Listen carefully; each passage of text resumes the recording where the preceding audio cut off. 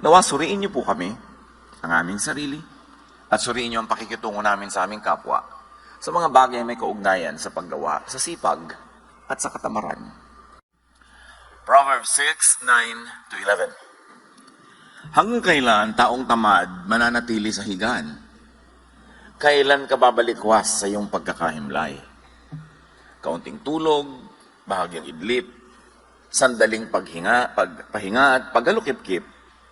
Samantalang namamahinga ka, ang karahirap ay darating na parang armadong magnanakao upang kunin ang lahat ng iyong kailangan. Ang tamad. Lord, salamat po dahil kayo Diyos na masipag at Diyos na nagtuturo ng kasipagan. Nawa suriin niyo po kami, ang aming sarili, at suriin niyo ang pakikitungo namin sa aming kapwa sa mga bagay may kaugnayan sa paggawa, sa sipag, at sa katamaran. Imulat niyo po ang aming isip sa maganda mong layunin para sa amin at kung paano ito matutupad. Patuloy niyo po kami pakalinisin, pagpalain, at ngayon, bigyan ng kaliwanagan. Kayo ang aming nilalapitan, tinig niyo ang ibig naming marinig. Salamat po sa ngalan ng iyong anak na si Jesus. Ang tamad. Kayo ba ay tamad? O baka may mga kamag-anak kayong tamad? Kasambahay na tamad, asawang tamad, anak na tamad, magulang na tamad. Problema talaga yung tamad. Proverbs 26:13-16. At suriin natin kung bakit kalaban ng kabanalan ng katamaran. A sluggard says, there's a lion in the road. A fierce lion roaming the streets. Ito ang tamad, marami siyang dahilan. Ayaw lumabas para magtrabaho, puro excuses. As a door turns on its hinges, so a sluggard turns on his head. Kung paano lumalapat ang pinto sa hamba, ang batuga naman ay sa kanyang kama. Alam niyo yung hinges, yung mga hinges ng pinto, ikot lang ng ikot pero walang nararating, nando lang siya lagi.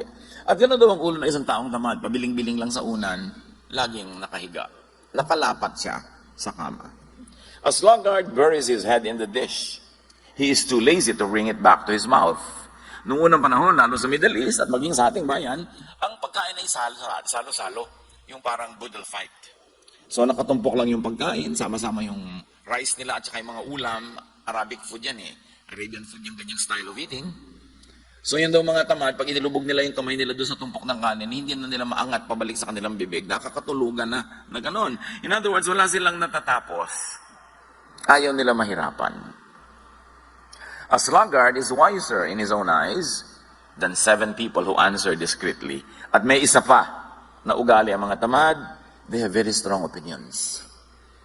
Alam nila, magaling sila, at sila ang tama. Magkakambal yan, yung katamaran at katigasan ng ulo. Ang tamad, yung kayang gawin, pero ayaw gawin dahil ayaw gumawa. O kaya, kayang gawin ng mas magaling, pero hindi ginagalingan para madalian. So kung tayo ay may kapansanan, may sakit, hindi katamaran yon. Ang tamad ay yung kaya, pero ayaw balikatin, ayaw gawin. But laziness had primitive adaptive function. Sa mga dami na nang nanuri niyang fenomeno ng katamaran, kanilang napagtanto na ang katamaran ay may magandang gamit noong unang panahon. In primitive societies, konti pa lang ang tao, mamitas ka lang ng bungang kahoy, kakain ka na, hanggang dumating yung development of hunting, na kung meron kang nahuli, kakainin mo ng maraming mga araw yon, hindi mo kailangan sobrang magtrabaho. In fact, hindi ka dapat sobrang magtrabaho. Kasi noon, pag naubos ang energy mo, hindi ka magsusurvive. May masasalubong kang mga wild animals sa daan, o may mga wild people, kailangan mong lumaban, you should conserve your energy. So, laziness had a primitive adaptive function, and one of that is to conserve energy. For competing for scarce resources, and for fighting or fleeing enemies and predators. Pero nung natapos na ang panahon na yon, primitive times of survival, na ang mahalaga lang sa tao ay kumain, wala nang iba, yung katamaran dapat na-outgrow na. Pero yung mga katamaran ng unang panahon na yun, it's because the creature that extends less energy on a day-to-day basis had a better chance at survival. Napaka-importante yun, yung least effort approach. But the least effort approach in modern times, in developed societies, will be very disadvantageous. Ang kailangan na to conserve energy is not to be tamad, but good planning. Good planning, not laziness, is now the best energy conservation scheme. Kaya sabi sa Proverbs 21:5, which obviously was written when society was already developed, the plans of intelligence lead to profit. So kung gusto mo magtipid ng energy, hindi na katamaran ngayon. Dapat magaling ka magplano. Para walang sayang na oras, walang sayang na investment, walang sayang na pagod. So, nung primitive times, yung katamaran was to achieve more with less effort.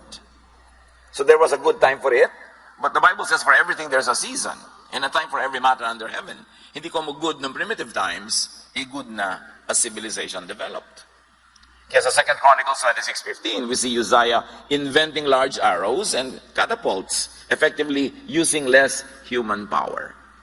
Habang na-develop ang mga kabihasnan, na-develop ng mga tao ang mga kasangkapan, tools, to make more work with less effort. Now, may function talaga ang katamaran lalo noon to focus on immediate rewards. People then lived on a day-to-day basis. Wala silang balak mag-elementary, mag-high school, mag-college. Walang ganun. Kailangan lang mag-survive ako until tomorrow. Huwag ako makain ng mga wild animals o huwag ako mahuli ng mga wild people around me. And because of that, because people lived on a day-to-day basis, laziness does not look far out for future rewards. Dapat now na. Kaya yung mga tao na primitive pa ang utak o nasa primitive mode of thinking, walang plano yan sa future. They only want immediate pleasure. Kaya meron nagkaroon ng konting pera, one day millionaire, gagastahin lahat, sobra-sobrang kaluhuan, hindi bali na maghirap uli next week, nangungutang na naman. At yan ang problema mga kapatid, may mga tao na nasa modern times na tayo, nasa kuweba pa ang utak.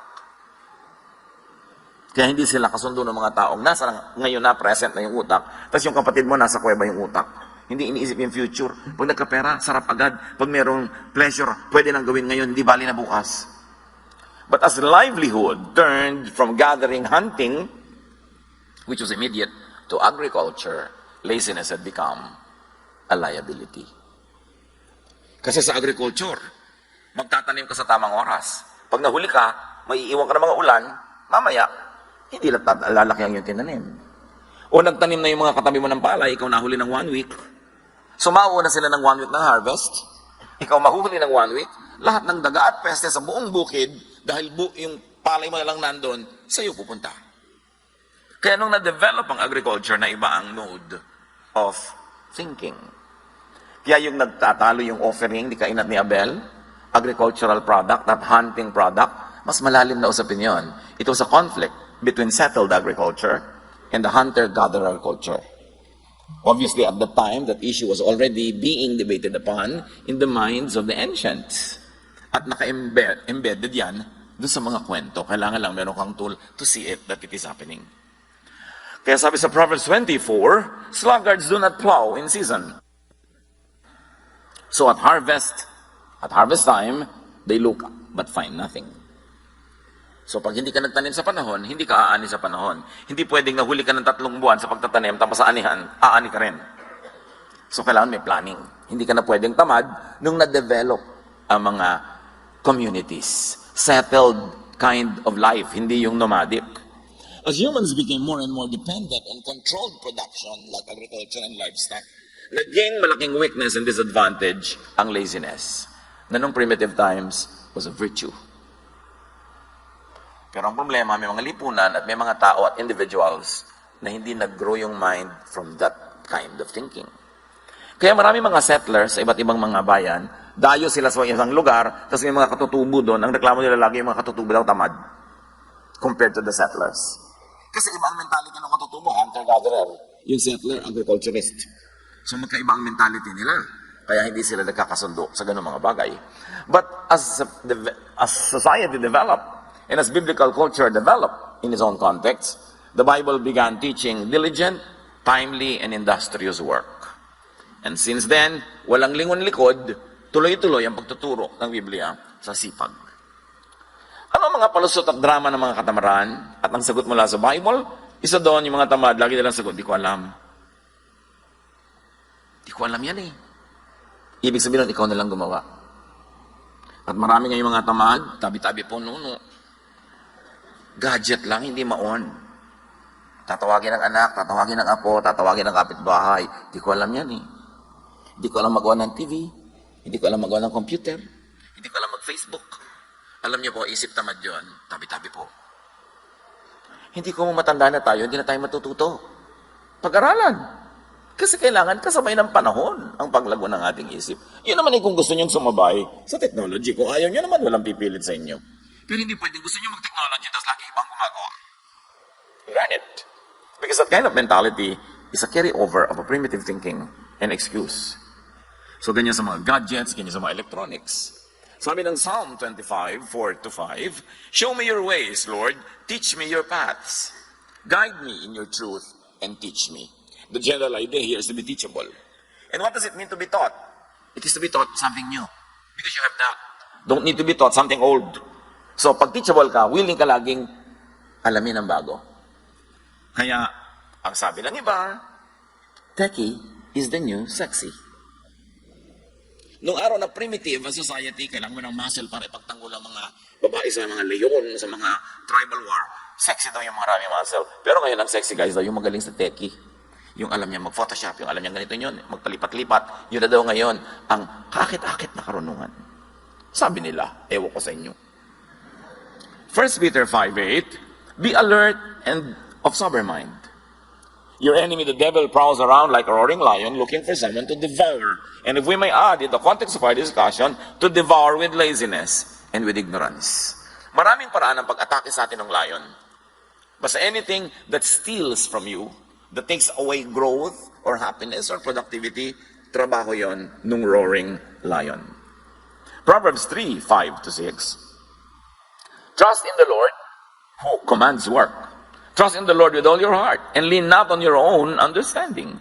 In all your ways, submit to Him and He will make your paths straight to prosperity, if we can add.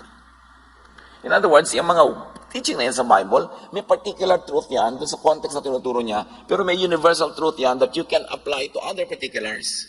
Basta na-universalize mo muna. At nakikita natin yung universal value of these teachings now being applied to work ethic. Ano pa mga palusot? Drama ng mga tamad. Baka mag-fail, baka tayo mapahiya, wag na lang. Yung laging takot mapahiya, takot mag-fail, isang uri ng katamaran.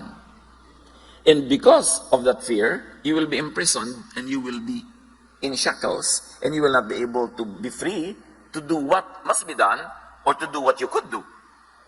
Kaya ang sabi ng Ecclesiastes 11:4, whoever watches the wind will not plant. Whoever looks at the clouds will not reap. Pag lagi ka doon natatakot, mag-invest, natatakot ka magtanim, natatakot kang may simulan ng project dahil baka hindi matuloy, baka sumama ang panahon, baka hindi mangyari ang gusto mo mangyari. Ganun, iyan ang mga kahit kailan ay hindi aani. Dapat willing ka na tumaya. You minimize the risks, you maximize the potential of success, but still, you should take risks. Kasali yun. Some people believe that their talents, their abilities and intelligence, or lack of it, are set at birth.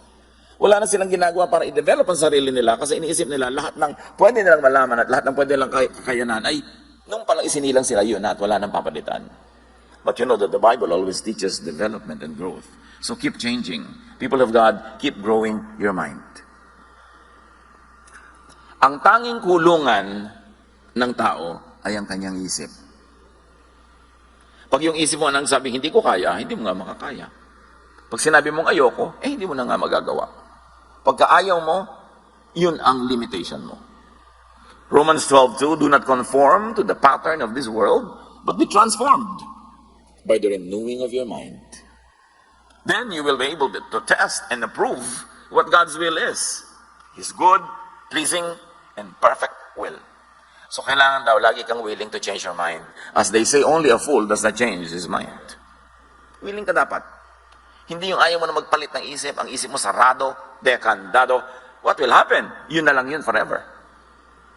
People grow with change, with practice, and with effort.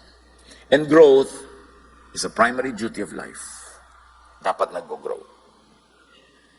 Parang yung natatandaan ko isang drawing, yung caterpillar at yung kanyang kamag-anak na caterpillar na naging paru-paro na, may pakpak na. Si caterpillar, para pa ring worm. Sabi ni caterpillar kay paru-paro, you changed. Sabi ni paru-paro, we must. Dapat nagbabago. Yung mga kaibigan mo sa baryo nung araw, pag uuwi ka doon, sabi niya, ay, nagbago ka na. Dapat.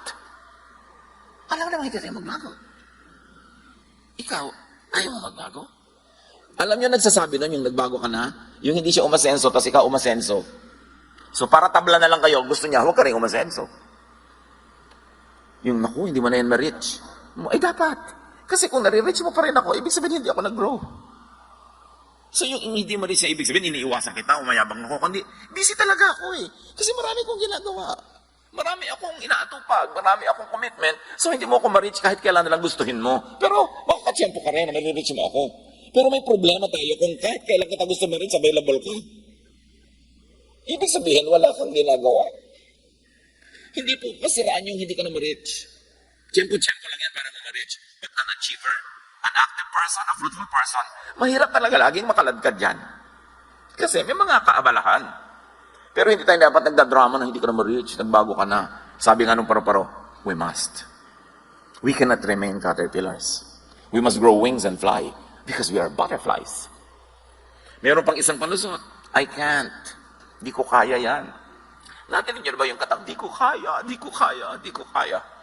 Pag sinabi mo na sinabi yun, talagang hindi mo na nga kakayanin kasi nagpasya ka na di ko kaya. Laziness often comes from neurotic fear. Sa takot, abnormal takot na mabigo, na masaktan, na malugi, ayaw na lang. Namimili yung between the classical fear na flight or fight. Pagka man natakot ka, anong gagawin mo? Tatakas o lalaban? So maraming tamad, tumatakas na lang kaysa lumaban. But of course, in wise life every day, you must choose if it's better and more beneficial to just fly away rather than fight. Pero sa mga challenges sa buhay, yung mga gusto mo ma-achieve, pagka lagi ka lang tumatakas, wala kang wagi. Matthew 25:25. Sabi noong lazy servant na binigyan ng mga puhunan na hindi niya ipinamuhunan at itinago lang niya sa lupa, I was afraid and went out and hid your gold in the ground. See, here is what belongs to you. Yun yung parable of the talents. Nagbigay yung Diyos ng talent or puhunan sa tatlong iba't ibang tao. Yung pangatlo, wala siyang ginawa, tinago lang niya sa lupa. So sabi nung Panginoon niya na representative ng Diyos, bawiin yung konting nasa kanya. Ang konti na nga na ibinigay, hindi pa pinarami. Bawiin at ibigay doon sa mayaman na. Kung minsan, yung mayaman na yumayaman na, kasi masipag. Hindi naman laging masamang ang mayaman, yumayaman. Kasi meron din silang sipag. Meron din ginagawa. Kaya kailangan, pag binibigyan tayo ng mga katangian, ng mga puhunan ng Diyos, paramihin. Yun ang gusto niya. So let us all challenge fear and laziness. Dapat fight, hindi flight. Numbers 13:30-31. No, ang mga espiya ng Israel ay minanmanan nila yung lugar na dapat ay magiging kanila, pero may mga tao, sabi ng mga kasamahan, naku, ang lalaki ng tao doon, para mga higante, titirisin lang nila tayo, huwag na lang tayong tumuloy. Then Caleb silenced the people before Moses and said, we should go up and take possession of the land, for we can certainly do it. But the men who had gone up with him said, we can't attack those people, they are stronger than we are. So ito yung fight or flight. Most of the people were choosing to fly away when Caleb said, let's fight. Let's go for it. What do you do with your problems pag parang malaki? Umiiwas kayo, tumatakbo palayo o hinaharap nyo at sinisikap nyong magwagi. Pag meron kayong magandang pangarap, mataas ang mga hangarin, sasabihin ng mga tao sa inyo, wala tayong pera anak, huwag ka na mangarap. Huwag mo nang isipin yan. Mamamatay, pinanganak tayo mahirap, mamamatay tayo mahirap. So, pagkakanya ng mentality, mamamatay nga mahirap. Kasi, they don't want to give it their best. Pero yung mga lumaki sa kahit na napakagrabing kahirapan, pero hindi nila tinanggap ang hirap na yun, ayaw nila, ginawa nila ang magagawa nila, yun ang nakakabalikwas at nakakalampas sa mga inborn kahirapan. Kaya mahalaga yung mind. Paano tayo mag-isip? Meron naman isang drama ng mga tamad, kapagod, huwag na lang. Marami ganyan, karpintero, may idinidescribe kang gawin. Sabi, sir, ang hirap naman yan, dalian na lang po natin. Eh sa mahirap nga, triple ang bayad. Eh. Gusto mo yung madali. Sa madali na lang po. Ano mangyayari sa buhay niya? Ayaw mapagod. Kasi ang tamad, ayaw mapagod. Alam niyo kung anong motto ng mga tamad? Di bali ng tamad, hindi naman pagod. Baka yan ay inyong memory verse. Life verse. Diba? Di bali ng tamad, hindi naman pagod. Nakita ko yan sa kwarto ng isang dati kong katulong sa bahay. Hindi ko naman ugali magsusuot sa mga kwarto nila, pero minsan, nung wala na siya, umalis na, dahil may iba nang ginawa sa buhay, eh di nagpalinis ako, nakalagay sa dingding niya, di bali ng pagod, di naman tamad. Ay, di bali ng tamad, di naman pagod. Kaya ito pala yung motto niya, kaya laging araw-araw kami may tunggali. Proverbs 24:30-31, I went past the field of a sluggard, past the vineyard of someone who has no sense. Thorns had come up everywhere, the ground was covered with weeds, and the stone wall was in ruins. Sabi niya, dumaan ako sa property ng isang tamad, walang utak. Gano'n, naku, puro dawag, puro tinik, puro damo, at giba-giba ang kanyang pader. Ganon daw pagtamad. Pero kahit naman sa kasipagan, mga kapatid, huwag OA, don't exceed limits. Kahit yung mga paggawa ng mabuti, paglilingkod, dapat may pahinga ka rin, ha? Huwag naman yung extreme. Mark 6:31, no, ang mga disipulo ng Panginoon ay hindi makapagpahinga, hindi makakain dahil sa dami ng pinaglilingkuran, subalit napakaraming taong dumarating at umaalis at hindi na nila makuhang kumain. Kaya't sinabi ni Jesus sa mga alagad, magpunta tayo sa isang lugar na kung saan maaari tayong makapagsarilinan at upang makapagpahinga kayo kahit na kaunti. Tignan kung gano'ng kabait si Jesus. Pinaglilingkuran ng kanyang mga alagad yung mga tao, pero sa inyo, magpahinga muna tayo, iwan muna natin sila. Dahil sa tayo-tayo lang, para kayo makapagpahinga. So, huwag naman tayong extreme sa sipag, kahit pa nga sa mga gawain ng Diyos. Kasi ang Diyos nga nagturo ng pahinga. On the seventh day, we should all rest. Isa pang drama ng mga katamaran yung, hayaan na, sige na lang. Ecclesiastes 10:18, through laziness, the rafters sag, because of idle hands, the house leaks. Pag daw tamad yung tao, lumulundo na yung mga bubong niya, tumutulo na mga bubong, wala lang. Sige lang, okay lang. At hindi dapat ganon. Ganon din sa katawan. You maintain the house, but you also maintain the temple of the Holy Spirit, which is the body. Hindi ka dapat tamad sa hygiene, at hindi ka dapat tamad sa healthful habits. At isa pang drama ng katamaran yung if only, kung pinanganak lang sana akong mayaman, kung ipinanganak lang akong ganito, kung meron lang akong ganyan. It's not what you do not have that should define you, but what you can have, even though you did not have it before.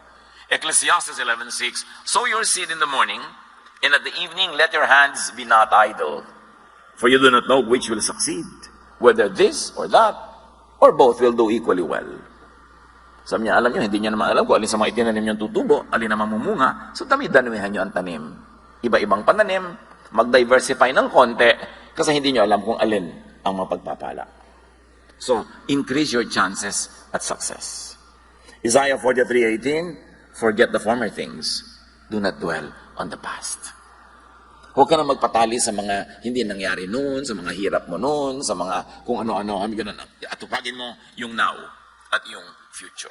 Kung hindi ka masaya sa iyong past, baguhin mo yung iyong now at mababago ang iyong tomorrow. Pero tama na yung kada drama over what cannot be undone. At isa mang drama ng katamaran, ganito na talaga ako. Yung iba pa, papalakihin nila, ganyan lang talaga ang buhay. Wala tayong magagawa. Sa salita pa lang, sa palagay nyo, asenso, wala tayong magagawa. Therefore, wala tayong gagawin. Anong mangyayari sa ganong mentality? Proverbs 28:19, those who work their land will have abundant food, but those who chase fantasies will have their fill of poverty. Yun daw ang hinahabol ay guni-guni, pangarap lang pero walang plano, kahirapan ang susunod dyan. Ganyan ang gambling. Ganyan yung easy money. Ganyan yung mga kung anong racket. Huy, sumali tayo dito. Sa 3 buwan lang, magta-times 10 ang pera natin. Hindi, pera nila ang dadami, hindi yun sa'yo. Huwag kang maniwala sa ganyan. When it's too good to be true, 99.99%, it's not true. Ang lagi nyo itatanong, at lagi ko pinapaulit-ulit sa mga nagiging biktima ng mga kananong racket, nag-i-invest, nauubos ang pera, pati gintong ngipin, binabakbak para invest. No? At idadamay siyempre mga kapatid, mga kaibigan. Kaya mamaya sila nag-aaway at nagsisisihan. Ang isipin niyo lang ganito, kung talagang kikita tong scheme na to, pag may nagpupunta sa'yo, nag-aalok, alam mo kung talagang kikita yan, ba't di mo ilok sa mga kamag-anak mo? Bakit sa akin? Bakit? Love mo ba ako? Eh, hindi naman tayo magkakilala, hindi mo ako love. So bakit mo ako gustong kumita? Ba't hindi yung mga mahal mo sa buhay ang pakitain mo? Ganito lang ang isipin mo. Pag kami nagpibigay sa inyo ng kung ano-ano mga investment, huy, alam mo, kikita ko dito. Eh, ba't di ikaw? So, dinami-rami ng kamag-anak mo ng father side, mother side. Tapos kamag-anak ng asawa mo, mother side, father side. Bakit hindi sila? Ba't sa akin? Yun lagi nyo itatanong para hindi tayo nauuto, mga kapatid. Pag parang napakaganda ka, akit-akit ang inaalok, ang itanong mo lang, love ba niya ako? At kung hindi kanya love, magduda ka. Bakit niya sa'yo ibibigay? So, yan daw mga fantasy ang hinahabol, yan ang sumasadsad sa pagdarahop. Kasi hindi plano ang kanilang scheme para makaon sa buhay, kundi pangarap at guni-guni. 2 Thessalonians 3:11-12. We hear that some among you are idle and disruptive. They are not busy. They are busybodies. Such people we command and urge in the Lord Jesus Christ to settle down and earn the food they eat. Ang linaw na itinuturo sa very young church. Kasi marami sa mga young church, akala nila dahil Jesus is loving, dahil because we love, therefore hindi na ako magtatrabaho, bigyan mo na lang ako. Therefore, may sakit ako, ipagamot mo ako. Therefore, nangangailangan ako, ibigay mo na ibigay. Ang daming abusadong Christian. Kasi akala nila, ganun ang ibig sabihin ng God's love.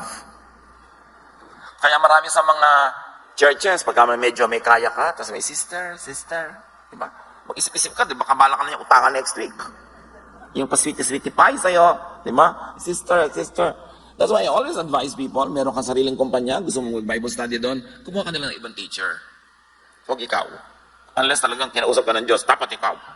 Kasi mamaya, yung mga empleyado mo na naging sister and brother ka na, abusuhin ka na. So magpadala ka ng ibang teacher doon, pag pumapasok lang sa office nyo, ang tawag pa nila sa'yo, ma'am, hindi sister. Kasi ang daling umabuso. Sabi ganon, sabi ko sa inyo, magtrabaho kayo para kayo kumain. Huwag pa kayo magpaka-sister dyan. At pagka binibigyan kayo, sige, pero huwag niyo obligahin dahil lang sister, brother. Hindi ganun ang turo ng Diyos. Abuso yun ng maraming tao. Isa pang drama ng mga tamad, nakakahiya. Kakambal kasi ng katamaran niyang hiya kung bakit nahihiya magtrabaho, pero hindi nahihiya manghingi. Nahihiyang magbanat ng pawis, ng buto at magpapawis. Nahihiyang makita na nagtatrabaho ng mga menial job, so to speak. Walang menial job. Pagka pinagtrabahuan mo yung kinita mo, napakarangal nun. Pero yung mga tamad, nahihiya pag marangal ang ginagawa, pero hindi nahihiyang manghingi. Sabi nyo, nakakahiya. Proverbs 4:23, above all else, guard your heart, for everything you do flows from it. So guard your heart, guard your mind. Ibig sabihin, pakaisip-isipin mo kung ano iniisip mo at piliin mo kung ano ang dapat ikahiya. Hindi dapat ikahiya ang pagsisikap para kumita.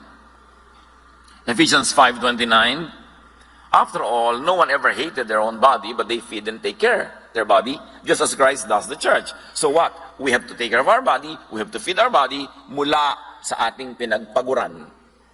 Liban na lang tayo, sobrang bata, sobrang tanda, o sobrang hina at may sakit. Earn your food, earn your maintenance. Overcome laziness. At kung hindi tayo yung lazy, teach people around you who are lazy to overcome laziness. Strive to do your best and teach people to do theirs. Ecclesiastes 9:10, whatever your hand finds to do it with all your might. For in the realm of the dead, where you are going, there is neither working, nor planning, nor knowledge, nor wisdom. Ganyan ang pananaw ng mga ancient people. May ganun, pag nasa kabilang buhay na, iba na doon, hindi mo nagagawin ang mga ginagawa mo rito, we may never work like this again. So work well na. Gawin mo na ang dapat mong gawin, kasi pagdating mo sa kabilang buhay, iba naman ang andar doon.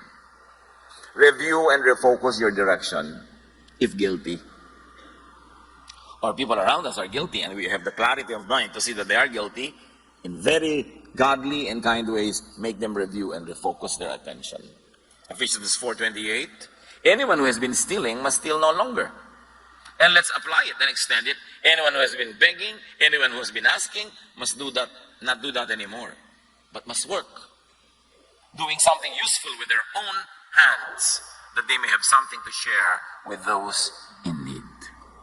So, ang tinuturo dito, make your ambition to earn enough for yourself and to earn more than enough so that you will have something to give to people who cannot, on their own situation, earn their keep. At mga kapatid, value your work. Yung mga iba, naku, Monday na naman, may pasok na naman. Mag-resign ka. Naku, pasok ka na naman. Di, huwag ka pumasok. Ang hirap ka mag-apply dyan. Tapos nung natanggap ka, pura work ka naman. Pag binibigyan ng work sa trabaho, make it your privilege. May mga waiter na pagka mga medyo gabi-gabi na, ayaw na mag-serve, mga tamad na. Magsara na kayo. Gusto niyo malugi yung honor niyo para hindi na kayo kumita. Yan ang dapat may malasakit ka kung empleyado ka. Kasi yung, alam niyo ba na may mga dakila namang tao that they keep their business only to keep their employees. Hindi naman lahat dahil para lang kumita. Meron din silang kawawa ng mga empleyado, tuloy natin kahit ang late-late ng ROI natin dito. May mga ganun. Mahalin niyo ang trabaho. Value your work. Because work is a gift from God. Acts 20:34-35, you yourselves know that these hands of mine have supplied my own needs and the needs of my companions. And this is Paul speaking. Si Paul, as pastor, hindi siya palahingi. Hindi siya paladaing. He was a doubly productive pastor because aside from doing his work, church work, he was making tents. He had a trade that earned him money. So hindi siya yung paladaing, palahingi, lagi na lang nagpaparinig. Hindi ganon. Sabi niya, kailangan, nakikita nyo, pinagtrabahuhan ko ang mga kinakain ko. At nagpapakain pa ako ng mga kasama ko. In everything I did, sabi niya, I showed you that by this kind of hard work, we must help the weak. Remembering the words of the Lord Jesus himself, it is more blessed to give than to receive. So mga kapatid, produce surplus as much as God enables you. So you'll be able to give. But rest well and rest enough. Kasama ng tunay na trabaho ang pahinga. Kasi pag hindi ka nagpahinga, bukas yung trabaho mo walang kwenta. So dapat nagpapahinga ang tao. Hebrews 4:10, for anyone who enters God's rest also rests from their works, just as God did from His. To be able to work again. Ang matalinong employer gives enough time of rest kasi quality ang trabaho ng kanyang mga workers. If not coming from genuine love, at least you must be wise that a rested worker works better. Overcome laziness and keep track of your improvements and progress. Hebrews 6:12. We do not want you to become lazy, but to imitate those who, through faith and patience, inherit what has been promised. And this is spiritual and practical laziness being discussed here. So, sabi nga nila, be sipag. Kailangan masipag tayo. Don't be tamad.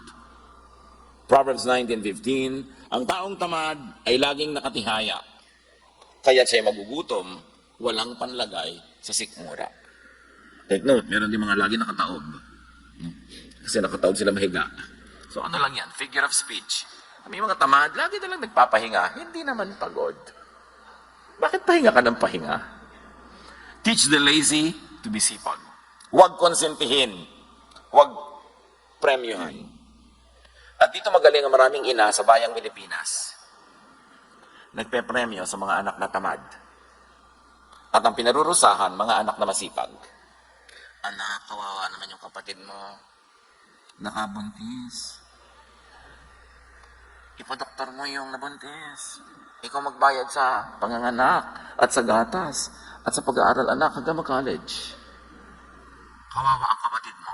Sabihin, inay, sa akin hindi kayo naaawa. Yung tamad yung batugan na anak nyo, lagi na lang yun yung laging pinagdidilhain siya sa akin. Nakaprenda na ang kaluluwa ko ka. Tutubos yan sa anak nyo sa preso. Ang gusto pa, magandang motor. Ang cellphone, gusto pa, latest. Wala namang kita. Pero maraming ganun magulang. Laging binabakalan yung matinong anak. Para doon sa mga anak na batugan. No, that is not godly. Proverbs 6:6-8. Go to the ant, you sluggard. Consider its ways and be wise. It has no commander, no overseer or ruler, yet it stores its provisions in summer and gathers its food at harvest. Sabi sa langgam lang, pwede na kayo matuto eh. Ang sisipag nila. So dapat ganun din ang tao. Higit pa ron. Reward kasipagan, do not reward katamaran. Kaya maraming tamad kasi maraming konsentidor. subukan yung magutom yan pagka hindi talaga nagtrabaho. Pero lagi natin sinasagip sa mga pagkakalunod nila na sila naman ang tumatalon sa tubig. Lagi nating inililigtas sa mga problemang sila ang gumagawa. Lagi nating inilalayo sa mga pagsisingil sa kanila na mga inutangan nila. At ang ating ipinapahamak, ginagasgas, inaabuso, yung matitinong miyembro ng ating pamilya. That is not godly. 2 Thessalonians 3:10, nang kami ay kasama pa ninyo, itong itinuro namin sa inyo, huwag ninyong pakainin ng sino mang ayaw magtrabaho. Sa Bible galing yan, ha? Ba't ninyo isulat sa Manila paper, pentel pen, at ilagay nyo sa inyong dingding? Yung mga anak nyo matuganayan ng ulam, may binigay ka bang pamalengke? Wala. Ayan, daliri mo, ipalaman mo sa tinapay, anak. Hindi ka naman nag-entrega, hanap ka pa ng hanap ng ulam. Kasi kinukonsente. Charity is to give to the needy. Pero hindi lang tayo called to be charitable, we're also called to be just. Justice is to give to the deserving. Yan ang drama ng lahat ng politiko natin eh. Laging give to the poor. Wala pa ako narinig sa politiko na give to the deserving. Lagi nilang gustong hututin yung tax na binabayad ng middle class na overtax and overwork para ipamigay sa mga hindi nagbabayad ng tax. Although yung iba naman talaga dahil sa hirap, hindi tuloy makabayad. So may mga deserving talagang tulungan, pero hindi lagi tayong romantic to always give to the needy, forgetting to give to the deserving. Sa mga anak ninyo, mga kamag-anak ninyo, mga empleyado nyo, yung deserving huwag yung pabayaan. Although meron pa rin tayo syempre charities, we give to the needy who cannot on their own power and energy feed themselves. Because they are too young, too old, or too sick. Pero ang laki-laki ng katawan, napakabatugan, gym ng gym, nagpapabili pa sa'yo ng supplements. Tapos pinapagalaw-galaw niya yung mga muscle niya na ganyan na hindi naman kumikita. Sana napagkakakitaan yung gaganon-ganon na muscle. No? Importante, huwag tayong konsentidor sa tamad. Huwag tayong extremely charitable that we forget to be just. Ecclesiastes 7:18, whoever fears God will avoid all extremes. Father, teach us to be balanced in our thinking. Sa pagbibigay namin sa needy at sa worthy. Sa aming pagkita at paggastos, maging balanse ang aming isip. At lagi namin pahalagahan ang sipag. Tumulong kami sa tunay na nangangailangan at hindi kayang tulungan ng mga sarili nila, pero turuan mo kami, Lord. Magturo din ng disiplina sa mga tatamad-tamad lang, kaya wala makain. Teach us. Pagbulay-bulayan natin mga kapatid ang application nito sa ating mga pamilya and workplaces.